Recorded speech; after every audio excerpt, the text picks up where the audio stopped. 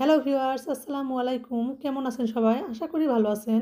আমি আজ আপনাদেরকে সুজি ও আলু দিয়ে খুবই মুচমুচে একটা নাস্তা রেসিপি করে দেখাবো। প্রথমে একটা ফ্রাই প্যানে পরিমাণ মতো সয়াবিন তেল দিয়ে তাতে পেঁয়াজ ও কাঁচামরিচ কুচি দিয়ে দিব।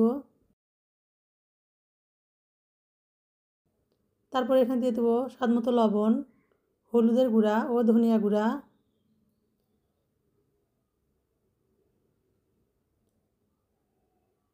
তারপর এখানে দিয়ে দেবো গরুর মাংসের মশলা, আদা রসুন ও জিরা বাটা।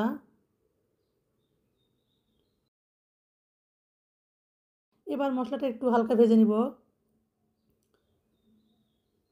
তারপর এখানে দিয়ে দেবো আলু। এই আলুটা আমি ছোটো করে কেটে পরিষ্কার করে ধুয়ে নিয়েছি। এবার আলুটা দিয়ে নেড়েচেড়ে ঢেকে সিদ্ধ করে নেব।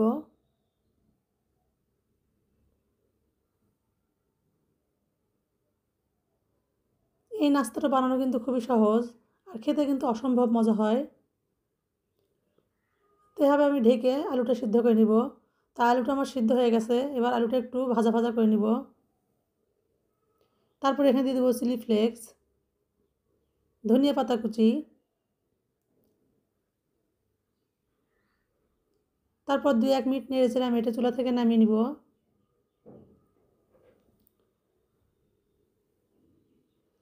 এবার একটা প্যানে 1 কাপ পানি দিয়ে দিব, সামান্য লবণ দিয়ে দিব। পানিটা ফুটে আসলে এখানে দিয়ে দেবো সুজি। এটা কাঁচা সুজি। এই সুজি দিয়ে আমি একটা ডো তৈরি করে নিব। সামান্য সয়াবিন তেল দিয়ে সুজিটা ভালোভাবে মেখে নিব। আমরা যেভাবে রুটি রান্না করি সেভাবে একটা ডো তৈরি করে নিব। হাতে সামান্য তেল লাগিয়ে নিয়ে এভাবে ছোটো ছোটো গোল করে বলের মতো তৈরি করে নিব। তারপর এটা আমি গোল বাটির মতো তৈরি করে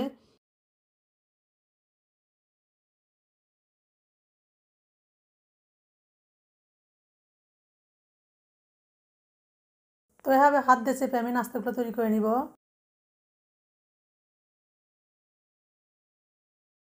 তো এভাবে আমি সবগুলো নাস্তা বানিয়ে নিব।